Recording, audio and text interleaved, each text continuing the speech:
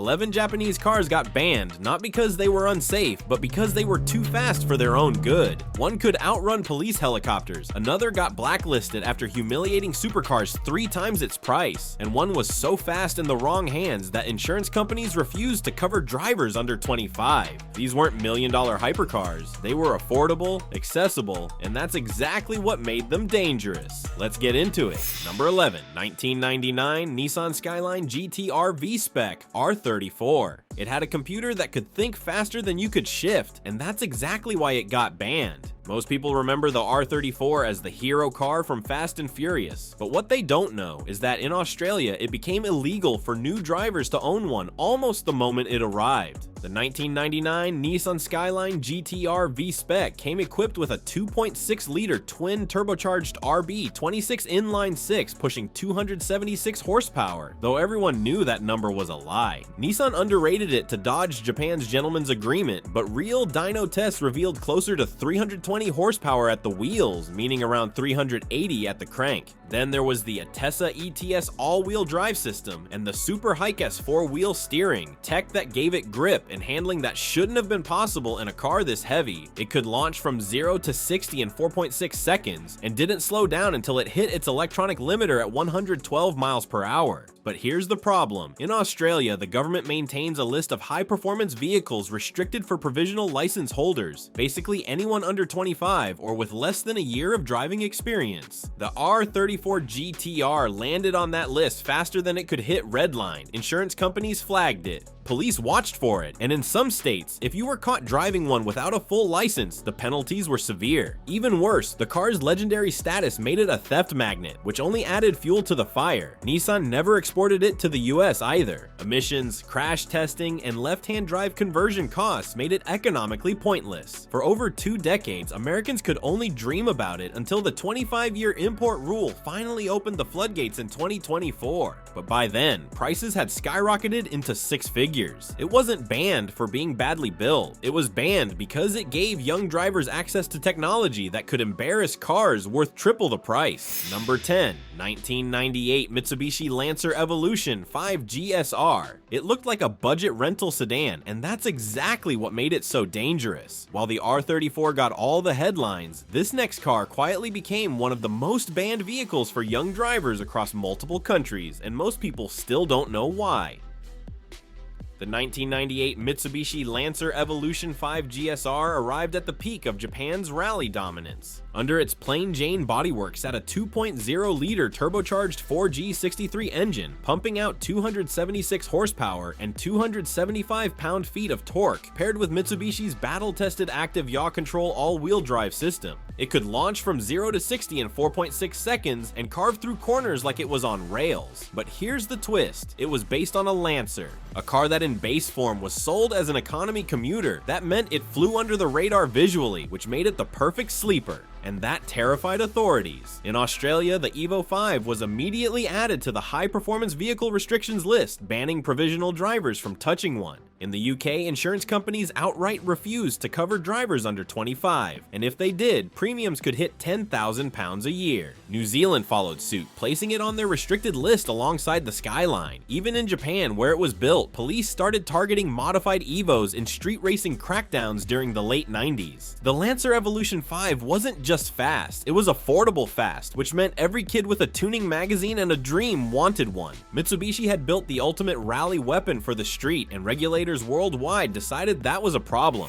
Number 9, 1994 Mazda RX-7 Type R Bathurst FD3S. Mazda built this one to win a single race, and then it became so dominant that owning one turned into an insurance nightmare. Most people know the FD-RX-7 as the rotary-powered icon from the 90s, all curves and pop-up headlights. But the Type R Bathurst wasn't just another RX-7, it was a homologation special, built specifically for the 1994 Bathurst 12-hour race in Australia, and Mazda only made 350 of them. Under the hood sat the legendary 13BR-EW twin-turbocharged rotary engine, officially rated at 252 horsepower. But like most Japanese performance cars of the era, that number was fiction. Real-world dyno numbers showed closer to 280 horsepower, and with the lightweight flywheel, upgraded intercooler, and racing-tuned suspension that came standard on the Bathurst edition, it was an absolute weapon. Mazda stripped weight wherever they could. Thinner glass, no rear wiper, lighter wheels. The result was a car that could hit 60 miles per hour in under 5 seconds and handle like it was glued to the pavement. But then the problem started. In Australia, where the car was actually sold, it landed on the P-plate restrictions list almost immediately. Provisional drivers couldn't legally own one. Insurance companies saw the rotary engine's reputation for blowing up under boost and the car's cult status among street racers, and they either refused coverage entirely or charged rates that made it unaffordable.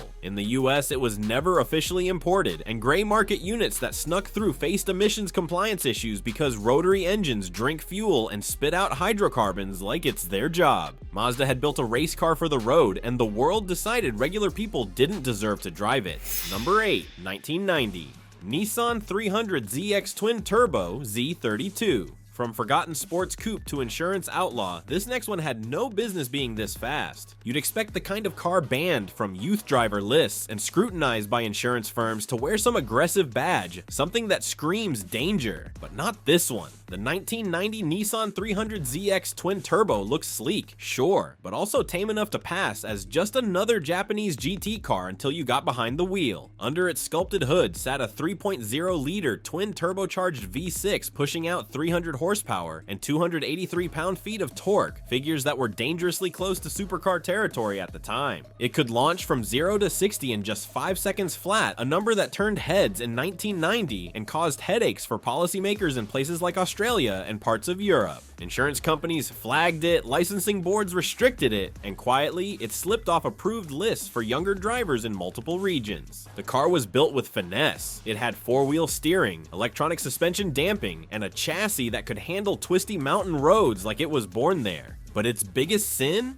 Accessibility. It gave regular folks too much power for too little money, and the authorities didn't love that mix. This wasn't a Ferrari for the elite, it was a missile with taillights you could park at the grocery store. Even Nissan didn't push it hard after the initial buzz. Maintenance was expensive, the twin turbos needed constant care, and the car's complexity led to reliability complaints over time. Still, for a few glorious years, it gave sports cars twice its price a reason to sweat. Number 7, 1995 Toyota Celica GT-4 ST205.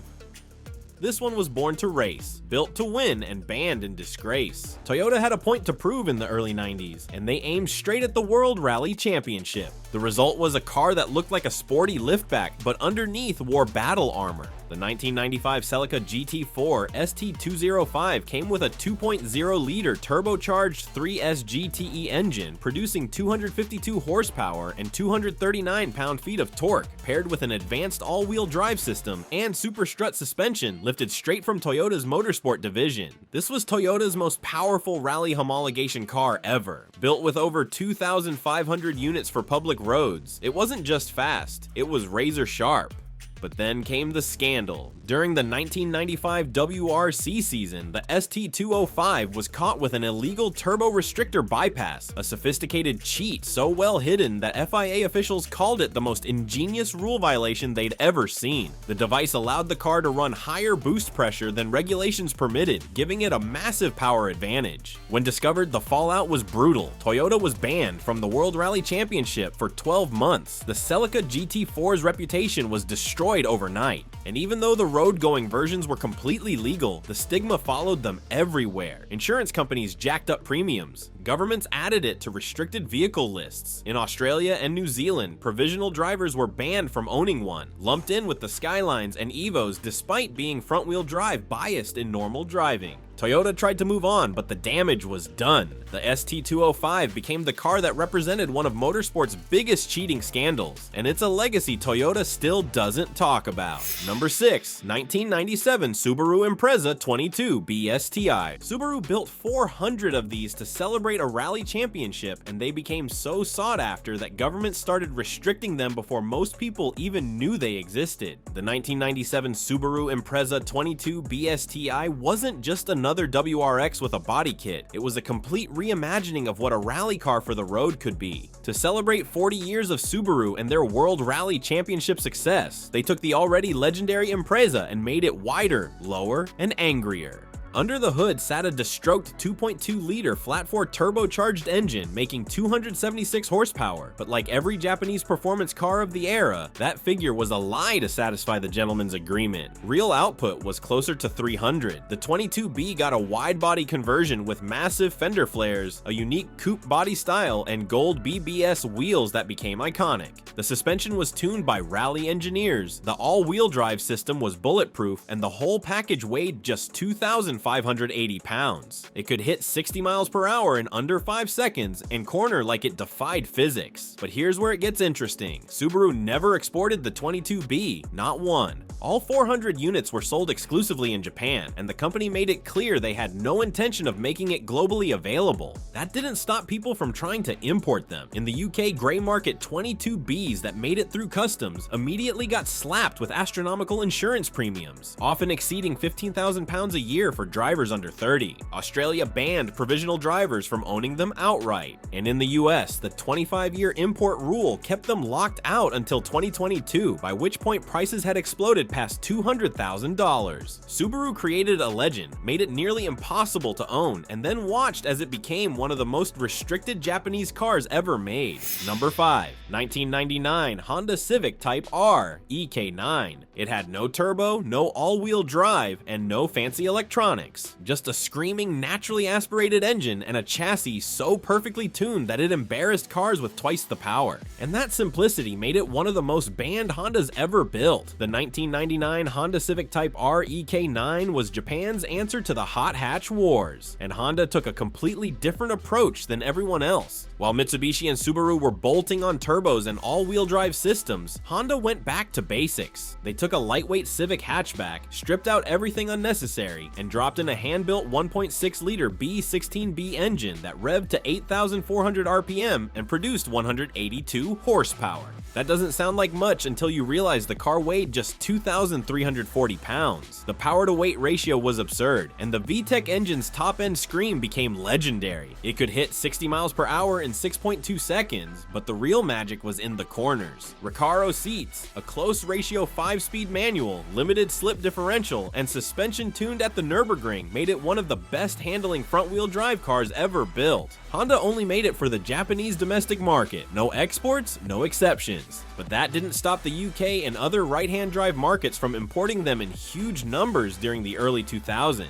And that's when the problem started. In the UK, the EK9 became the poster child for street racing and illegal modification. Police targeted them relentlessly. Insurance companies either refused to cover them or charged premiums so high that young drivers couldn't afford it. Some areas saw theft rates skyrocket because the Type R became a status symbol in the tuning scene. Australia placed it on the provisional driver restriction list. New Zealand followed. And even though it was never sold in the US, gray market units that made it over faced emissions issues and were often denied registration. Number 4. 2002 Nissan Stagea 260 RS Autech. It was a station wagon that could outrun Porsches, and nobody saw it coming. While everyone was watching the Skyline GT-Rs dominate, Nissan quietly took the same legendary drivetrain, stuffed it into a family hauler, and created one of the most underrated sleepers ever banned. The 2002 Nissan Stagea 260 RS Autech looked like something a suburban dad would use to pick up groceries and drop kids at soccer practice. Long roofline, practical cargo space, 4 doors, nothing about it screamed performance. But Autech, Nissan's in-house tuning division, had other plans. Under the hood sat the RB26, the same 2.6-liter twin turbocharged inline-six from the R34 Skyline GT-R, making the same underrated 276 horsepower. It came with the Atessa ETS all-wheel drive system, upgraded brakes, a strengthened transmission, and sport-tuned suspension.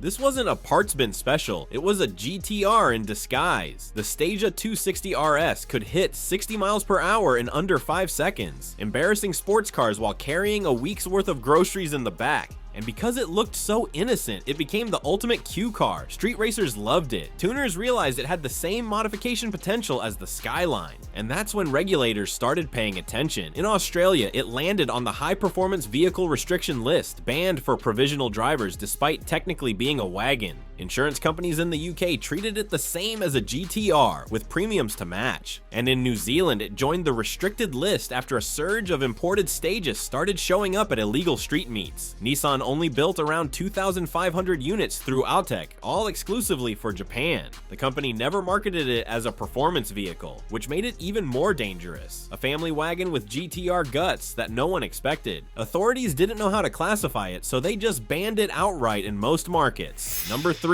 1998 Mitsubishi FTO GPX. It had a V6 that screamed to 8,000 RPM pop-up headlights and styling that looked like it belonged on a poster. But this front-wheel drive coupe became one of the most insurance blacklisted Japanese cars of the late 90s, and most people outside Japan never even knew it existed. The 1998 Mitsubishi FTO GPX was Mitsubishi's attempt at building an affordable sports coupe that could rival the Integra Type R and Prelude. What they created was a compact two-door powered by a 2.0-liter V6 engine producing 197 horsepower and revving to a stratospheric 8,000 RPM. It was one of the smallest V6 engines ever fitted to a production car, and the sound it made was intoxicating. The FTO was front-wheel drive, but Mitsubishi equipped it with a viscous limited slip differential, 4-wheel disc brakes, and precise steering that made it a joy to throw around corners. It could hit 60 miles per hour in 6.8 seconds, which wasn't Skyline fast, but the chassis balance and high revving engine made it feel quicker than the numbers suggested. Mitsubishi never sold it outside Japan, but that didn't stop the UK from importing thousands of them during the late 90s and early 2000s. And that's when things went sideways. The FTO became massively popular with young drivers because it looked exotic, sounded incredible, and was relatively affordable on the used market. Insurance companies took notice. Theft rates spiked because the cars were easy targets and had a strong following in the modification scene. Premiums for drivers under 25 skyrocketed, often hitting 5,000 to 8,000 pounds per year. Some insurers flat out refused to cover them. In Ireland, the FTO earned a reputation as one of the most crashed sports cars, leading to widespread insurance blacklisting. Australia placed it on watch lists, and New Zealand restricted it for provisional drivers. Mitsubishi had built a brilliant driver's car, but its affordability and popularity with younger enthusiasts turned it into a liability that governments and insurers wanted off the streets. Number 2, 1994 Nissan Pulsar GTI-R. It looked like a cheap economy hatchback, and that was the whole point. Nissan took a boring commuter car, gave it the heart of a rally monster, and created something so deceptively fast that governments didn't know what hit them until it was too late. The 1994 Nissan Pulsar GTI-R was Nissan's homologation special built to compete in Group A rallying, and they needed to produce at least 5,000 road-going versions to qualify. What they created was one of the most underrated performance cars of the 90s. Under the hood sat a 2.0-liter turbocharged SR20 engine, pushing out 227 horsepower and 206 pound-feet of torque, paired with a sophisticated all-wheel drive system borrowed from the Skyline GT-R's Atessa technology. The Pulsar GTI-R weighed just 2,580 pounds, which meant it had a power-to-weight ratio that could embarrass cars costing 3 times as much. It could launch from 0 to 60 in 5.4 seconds, faster than a contemporary Porsche 944 Turbo. But here's what made it truly dangerous. It looked completely ordinary. Badge it as a base model Pulsar and nobody would look twice.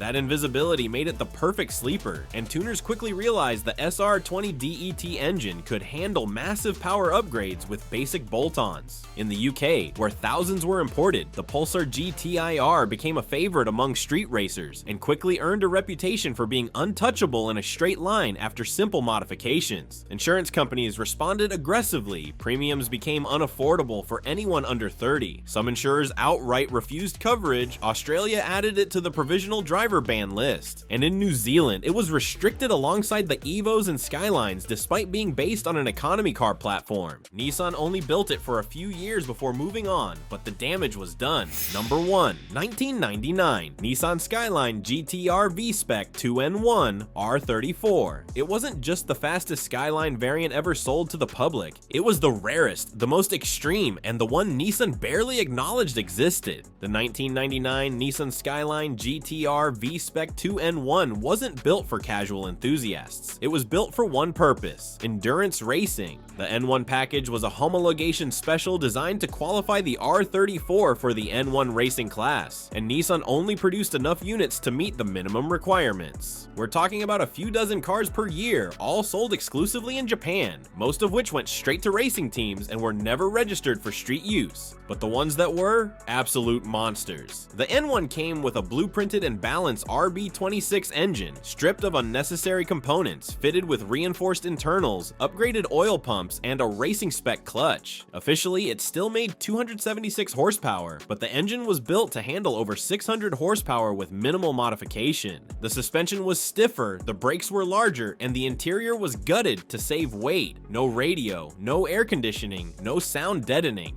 This was a race car with license plates, and because it was so rare and so extreme, it became nearly impossible to own legally outside Japan. The N1 never met emissions standards for any Western market. Even if you could import one, no company would touch it. In Australia, the few grey market N1s that made it through were immediately flagged and banned from road use due to their racing spec modifications. The UK treated them as track-only vehicles. And in the US, even with the 25-year rule, most N1s are still considered off-limits because of their racing homologation status and lack of original compliance documentation.